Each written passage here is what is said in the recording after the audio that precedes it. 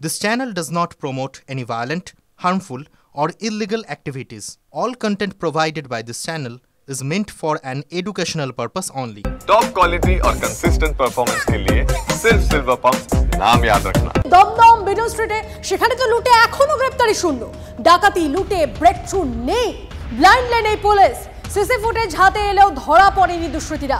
আতঙ্কে ঘর ছাড়া বিডন স্ট্রিটের পরিবার, নিরাপত্তাহীনতায় ভুগছেন দমদমের বৃদ্ধ দম্পতি।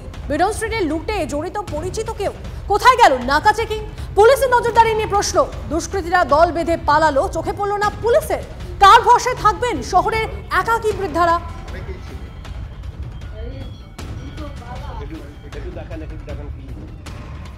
কেউ না থাকলে তো লোকে সুযোগ নেবেই, কাউকে রাখতে হবে। ছেলে মেয়ে যদি বিদেশে থাকে, বাইরে থাকে, তা বাপ মার দায়িত্বটা কে নেবে? সরকার তো নেবে না। সেটার জন্য তো কোনো লোক রাখতে হবে, ভরসাবান লোককে রাখতে হবে। সে যদি না রাখে তো এইরকমই হবে।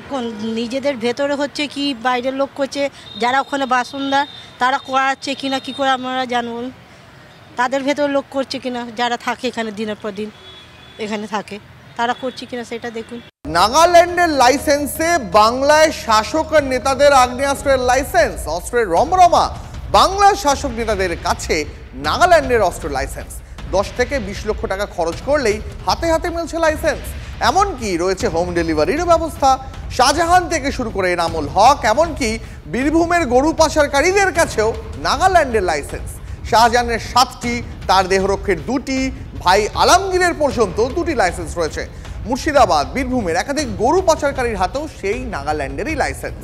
বেশিরভাগ ক্ষেত্রেই নাগাল্যান্ডের লাইসেন্স দিয়েই বিবাদীবাগের অস্ত্রের দোকান থেকে কেনা হচ্ছে .32 বোরের পিস্তল। নাগাল্যান্ডের ভুয়ো ঠিকানা দেখিয়ে নেওয়া হয় লাইসেন্স। কলকাতাতেই রয়েছে নাগাল্যান্ডের অস্ত্রের দালাল। নাগাল্যান্ড পুলিশের জাল নথি ব্যবহার করে লাইসেন্সের রিনিউ চলছে। অভিযোগ, সেই লাইসেন্সেই ছাড়পত্র দিচ্ছে রাজ্য পুলিশ।